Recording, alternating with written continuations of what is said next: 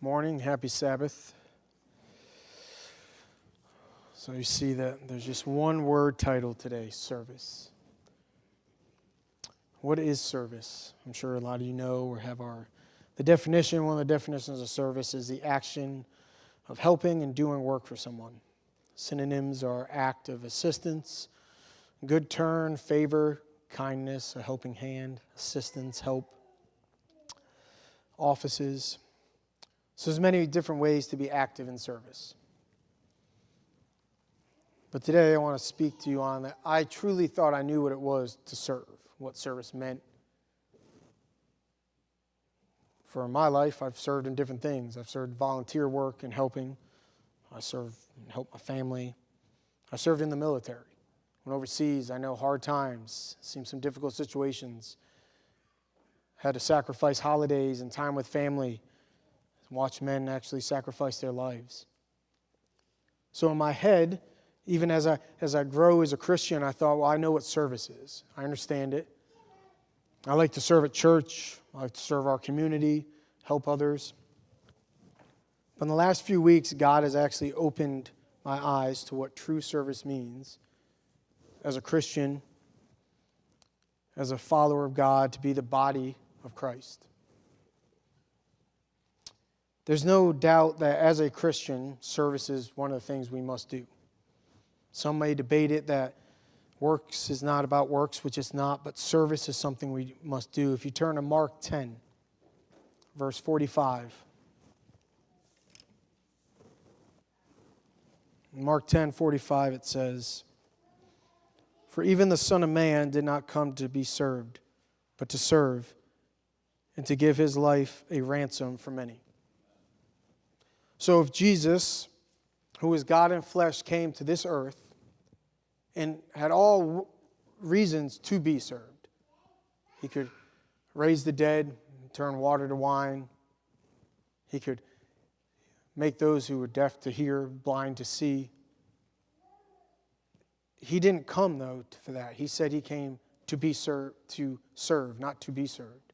So if he was serving, then in our Christian walk, there's no debate, we must serve. But what does that look like? What does it mean? How do we serve? How do we know we are serving the way Jesus wants us to serve and the way Jesus was serving? For me, I thought I knew. But again, I was awakened the last few weeks that I had no clue what true service in Jesus really meant. We all know that in the last few weeks we've had the hurricanes came through. We had Helene and Milton came through, and Florida was hit bad, and Tennessee and Georgia and South Carolina. But for me and for some, the North Carolina, the mountains were hit. And many storms have come through multiple times since these storms, and earthquakes around the world. But for some reason for me, when this hit, and a day after I started to hear and see the devastation and seeing the people that were struggling, I actually felt a sadness in me that I've never felt when things like this have happened. Besides praying and wanting that, there was a desire inside I wanted to serve, to help. But I didn't know how that looked. I didn't want to just run up there. You can't just go and be the problem. So you have to be tactful. There's certain skills I may have had, but what do they need? How do I use them? And making sure that when I go, I'm doing it fully for God's purpose and not for my own. And before this, for months, I've been praying and asking God to open the door to serve Him more. Besides at church, besides in my family and the community, really serve Him in a way that I've never served before. Well, the opportunity arose. And He showed me it. If you turn to Galatians 5:13 to 14.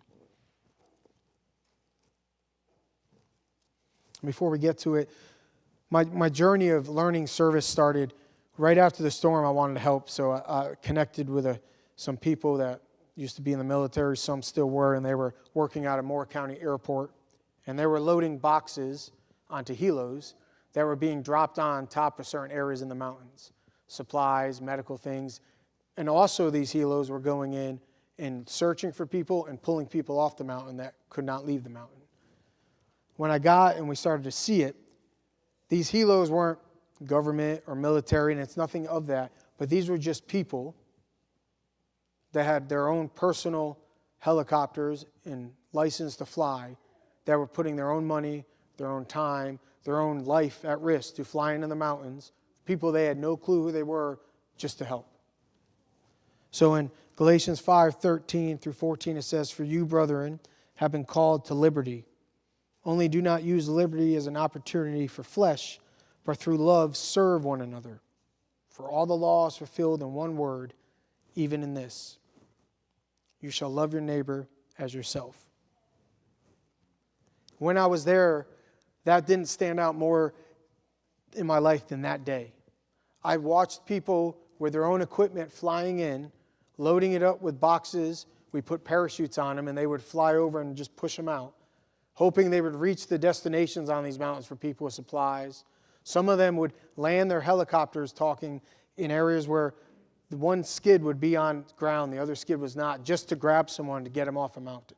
Elderly, kids. And these aren't professionals in it. These are just people that have the skill to fly, the ability to buy the fuel, and spent a week or two doing it on their time. As I heard and saw this, as I was praying, the scripture in the commandment came to me: you shall love your neighbor as yourself. I thought I knew what that meant also. I'm pretty good to my neighbors that may be near me. I'm good to the people in church and the people and acquaintances I pass, but God has a broader meaning for that. That means every person you encounter. Maybe even some you don't even know exist on this earth because you haven't met them. There will be a time where God may call you to love them like you love yourself. So again, I started to learn what service was. As that started to unfold, God started to open the door a little more. They needed some people to now bring supplies up in vehicles to parts of the mountains that they weren't sure how to get there or what exactly it looked like, but they just needed supplies that were driven in and see what these people needed, what they needed to sustain them. So I felt that it was in my heart that God was leading me to do this. Elias joined me on a few of these adventures up there. He even spent night up there with me. And through this, my humanness started to come in, which I think we've all been there when we're asked to serve outside our comfort zone. Well, I have responsibilities at home. What if something happens and my truck breaks and I'm stuck up there? I got to pay for my truck now. How long will it take me to get back? What if I get up there and the government tells me, turn around? All these things were... But God was putting in my heart, go. Just go. Trust me and I work it out.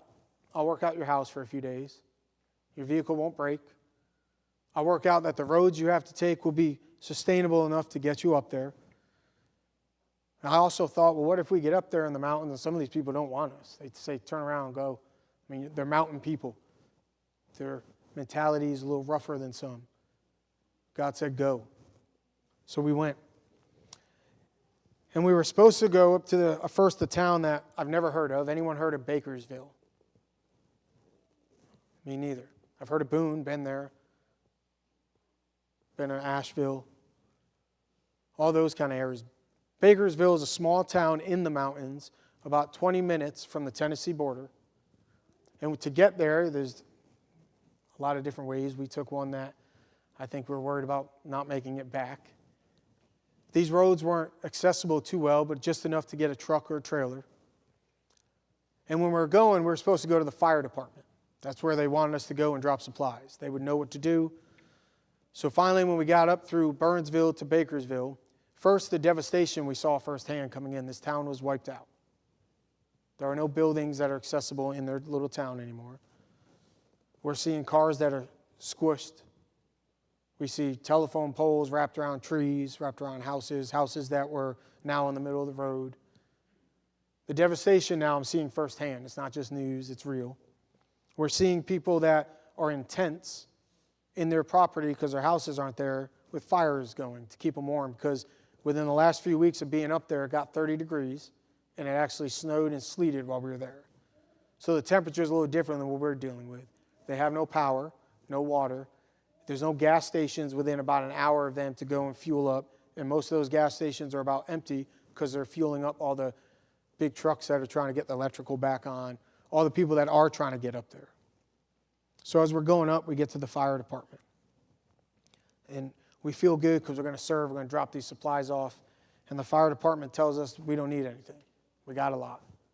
But I'll tell you somewhere that needs something, but I don't know if you can get up there, they said. There's a little church up in the mountain with a lot of people in that community that don't have anything. We don't know how many are made it, how many are stuck, but they may need this stuff. We had gas, food, propane, that churches and people from all over donated. This wasn't from people just donated it. And we loaded it up. Clothes.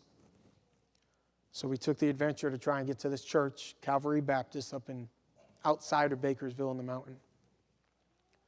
So we go through more, and once you pass the firehouse, the little bit of signal they had because they had a Starlink was gone. It was SOS on their phone for the next 30 minutes. There's no way to communicate and let them know we got there, let the family know we're okay, we broke down. There's nothing. We pull up to this church after going through more devastation and seeing things.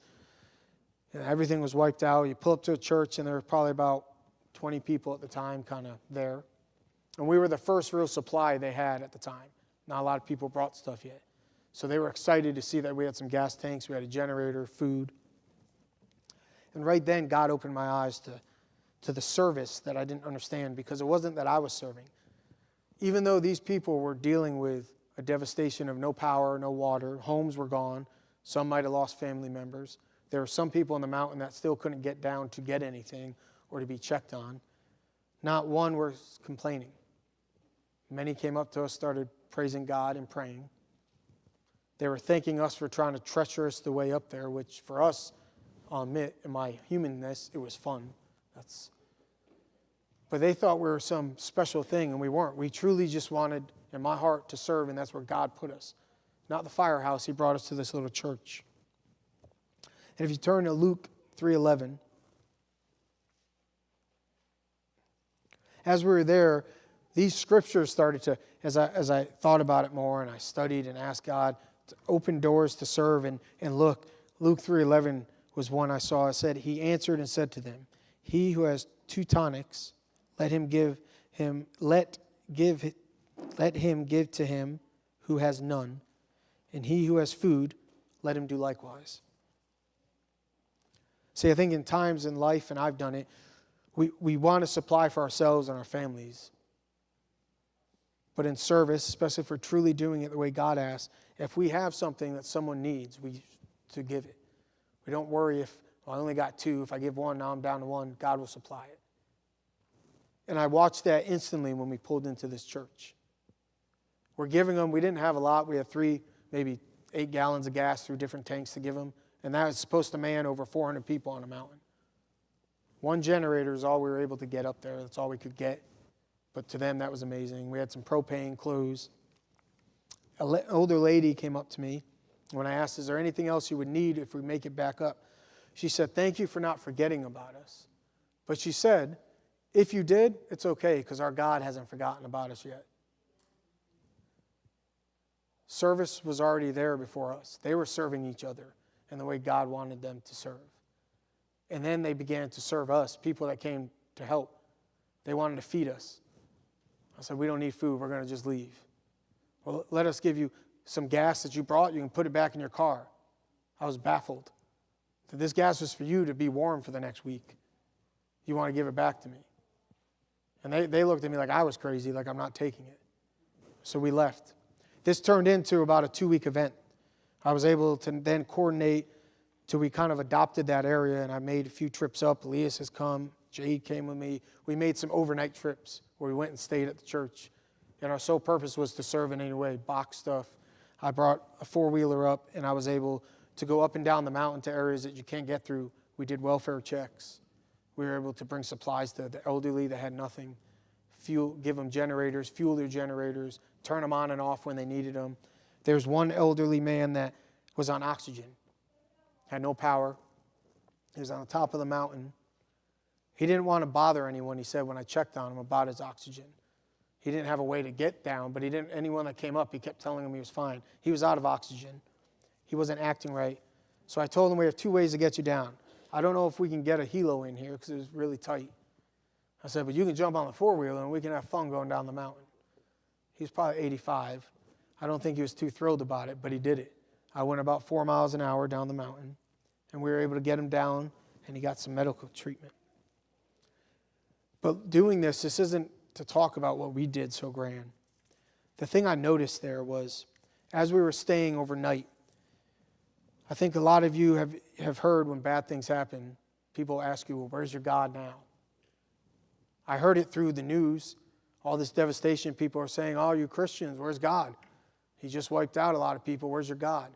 I saw God in action there the whole time. In his people, in his timing. There was another little church up the mountain that kind of worked together with this church we were at. So they asked me if I could ride up there and check on them, if they need anything. So I did. And there's a little house next to the church an elderly lady lived in, and the house, the tree fell on it. The elderly lady was still in the house. She couldn't get out. She had enough stuff in there, but they couldn't go in. They didn't want to disturb. They wanted to get the tree off the house. But the tree was pretty massive, and they didn't have the equipment. So when I pulled up, I just said, we're here from the Raleigh area. We brought stuff. We're here to help. Whatever you need us to do, box, whatever. And he said, what I need you to do is cut this tree off. So I said, okay, well, I don't know how to do it. I don't have the stuff, but let me go down to the church and see what we can do. So as I'm going down, I'm praying, because as I'm riding, you just see more devastation along the way, different roads. And I get to the church, and a truck pulled in behind me, which I thought it was someone that dropped something off, and 2 big guys got out, and they said, excuse me, I'm from Raleigh. I said, oh, okay. I have 18 chainsaws and 4 of the guys in my truck, and we have a tree company. We're here, we cut trees. Do you know where I could be used? So he followed me up, and they cut the tree off the lady's house. That wasn't timing. That wasn't just perfect. That was God's divine timing on bringing the right people at the right place at the right time with the right skills to serve God in the way God wanted to be served, in the way we're supposed to serve. These men didn't ask for reimbursement. They brought their own fuel. They knew they'd probably break a chainsaw or 2. They didn't care. They were there to serve the way Jesus served, the way God asked us to serve. I served in the military, but guess what? I got paid to do it. These people weren't getting paid. They weren't going to be reimbursed. And 90% of everyone we talked to up there did not know anyone in that mountain, have family in that mountain. They were just there because they felt that's what they need to do. Service was in action more than I've ever experienced it.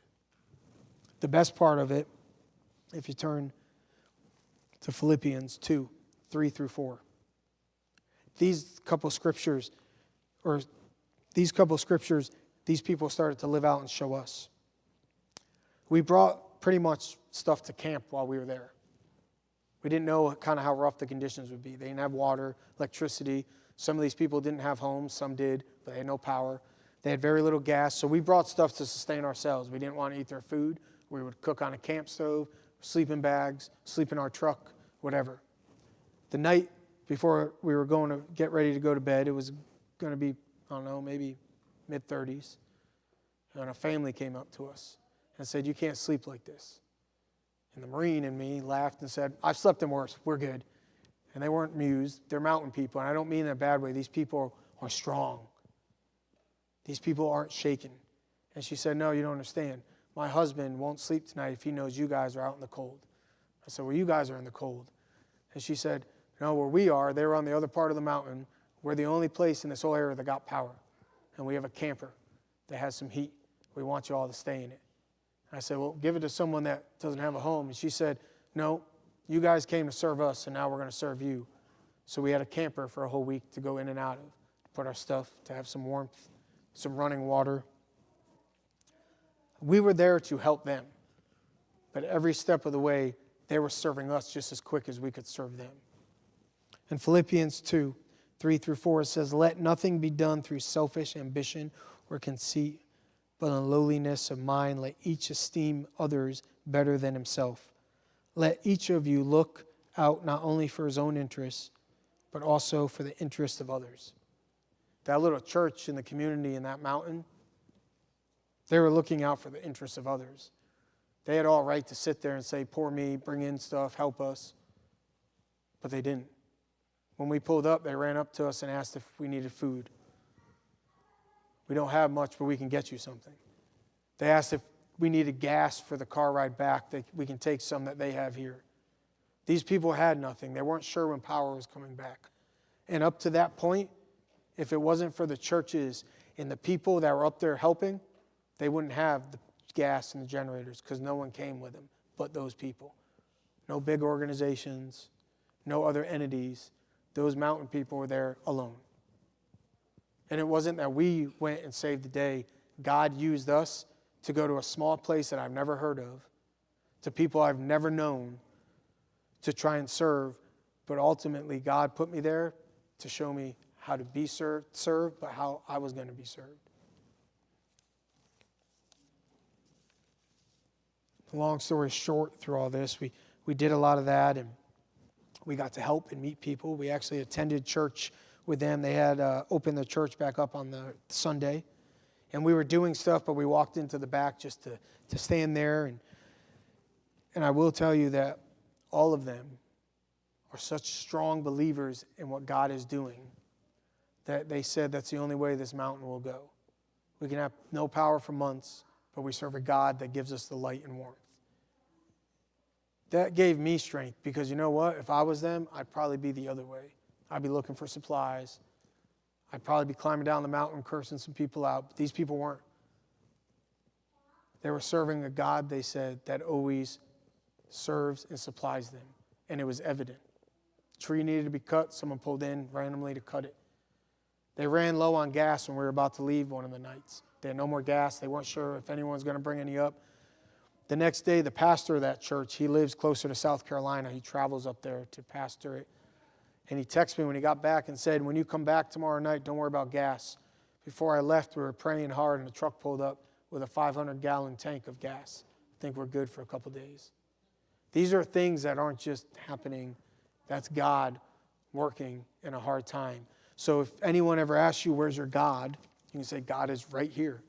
He's working. He taught me what service is. He taught me how you will be blessed when you serve the way God asks you to serve, without intention of getting something back, without sitting there and looking at your watch, how long will this take? Humanly, we do that. Someone needs a hand. All right, this is the 8th time they've asked.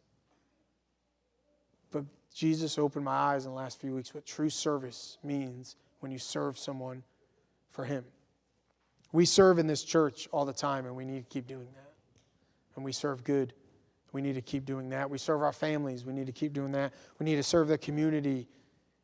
But I just hope I give encouragement today that God one day will knock on the door to you and say, hey, today I need you to serve way outside your comfort zone. I need you to do something that you might not understand. You might not even think you have the gift for. But I'm telling you to trust me and just do it. And I'll work all the other stuff out. And I hope it encourages you to step out and do it. Because I wasn't gonna. I gave almost the night we were gonna go up, the first night, I think I told my wife 8 different excuses why I probably won't. A, I'm volunteering my own time, so if I don't go, it's not like they're gonna miss me. I don't have all the money in the world to fix my truck. I got goats and chickens, that's more important. But every excuse would come, and then God would literally knock me down and be like, I told you to go, you better go. Woke up at 4 o'clock that morning and almost texted Elias, like, don't pull in. Turn around. We're scheduled. They probably don't need us. But for some reason, God kept pressing. And that's why. It wasn't to go serve. It was to see how to be served and what real service meant. Proverbs 11:25-26 says, the generous soul will be made rich, and he who waters will also be watered himself. The people will curse him who withholds grain, but blessings will be on the head of him who sells it. Thessalonians 5:11 says, therefore comfort each other and edify one another just as you also are doing. And that's what that whole community did to us. As we try to comfort them, they were comforting us. And I hope today it gives you somewhat of comforting that sometimes our service will go outside the scope of what we think we should be doing. It will go outside the church. It will go further outside our community. We may have to put some things on hold. But if it's what God's asking you to do, He'll show you what true service means. Let's end in prayer. Heavenly Father, we just thank you for no matter what's happening in life, destruction, the world turning in ways that we don't understand, sickness. Lord, you are always there. That you comfort us, you provide a way, you lead us through those things, and then you even send people to be your word, to be your body, to be your hands and feet right at the right time. I pray, Lord, that as a church we continue to do what we're doing as a church to build each other up, to serve in the church capacity. But Lord, I also pray that we keep trying and growing to serve even outside of our comfort zone, Lord, to bring your love to other people. Use our hands and feet in ways we wouldn't even know. Lord, I pray as we go through this week that we can see true service, but also, Lord, that sometimes we need people to help serve us, and Lord, that you just complete the full circle. I thank you for your love and pray in Jesus' name. Amen.